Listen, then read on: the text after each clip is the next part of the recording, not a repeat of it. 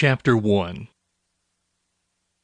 Driving down a busy but familiar road, you look up long enough to find another car careening directly into your path. You have but a split second to make a hasty turn onto a road you never knew existed.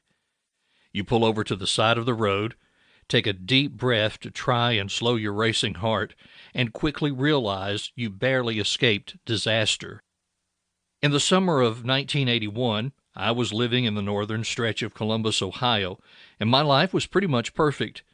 We had recently moved into a small 4-bedroom brick ranch, which we could barely afford, in a quiet neighborhood, and began planning out the rest of our lives as your typical traditional middle-class family, with our 2 wonderful kids, 3-year-old Sean, and Brooke, who was 2 at the time, along with my wonderful wife, Lynn. Life couldn't have been much better. Okay, there was the mortgage, car payments, probably a little too much credit card debt, and working too many hours, mostly nights, but the great parts certainly outweighed the not-so-great parts. Life seemed centered around the screaming sounds of big wheels, those brightly colored plastic tricycles which screeched as they were sliding all over the sidewalks in front of our house. Every night the discussion of what can we have for dinner prevailed. 35 years later, we still have that conversation. There were plenty of bedtime stories, and Sesame Street was usually on TV every afternoon. It was a little challenging watching 2 little ones on those days after pulling an all-nighter while Lynn worked during the day. Taking care of 2 toddlers when you could barely stay awake proved more than a little exhausting at times.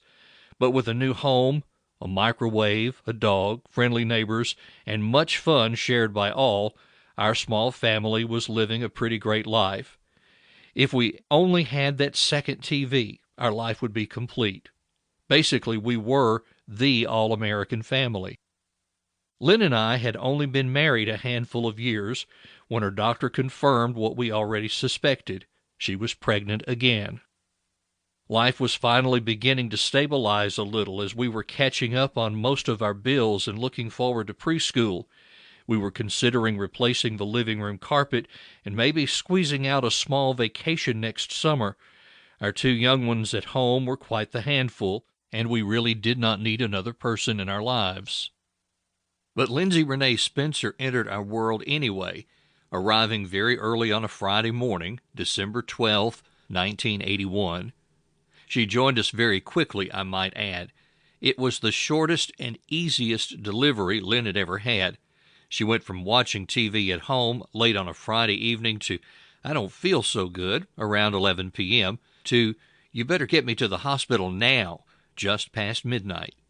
Within a few minutes of arriving at the hospital, she gave birth to a 6-pound, 10-ounce beautiful little girl at Riverside Hospital in Columbus, Ohio. The entire process only took about 3 hours. Her doctor, who was supposed to assist with the delivery, was so busy peering through the little window while scrubbing in that he almost missed the entire event. So in December of 1981, I got to meet an amazing person who would touch and change my life forever. Herein lies that story. Early Saturday morning, after delivering a new baby just a few hours earlier, Lynn was already up and about. She had taken a shower and was ready to visit the nursery. Back then, hospitals didn't let babies stay in the same room with their moms, though it is commonplace today. Lynn was ready to head home a few hours after delivery. I tell you, she was built for having babies. I had left the hospital after Lindsay arrived to go home and steal a few hours of sleep. I also needed to see how the other little ones were doing with Granny, Lynn's mom, keeping watch. When I returned to the hospital later that morning, Lynn met me midway down one of the hallways. It was time for Lindsay's breakfast, and I'm guessing our new daughter would start complaining if Mom wasn't on time. What might have seemed like a calamity several months ago turned out to be a piece of cake, and we were blessed with a beautiful, healthy, brand-new baby girl. She looked perfect, all her fingers and all her toes. The second thing I noticed was her eyes. Blue eyes are not a dominant gene, but my wife had passed down her beautiful blue eyes to Sean and Brooke. In fact, all To keep listening to this audiobook, I've left you a link in the description so you can do it, at no cost thanks to Audible's 30-day free trial.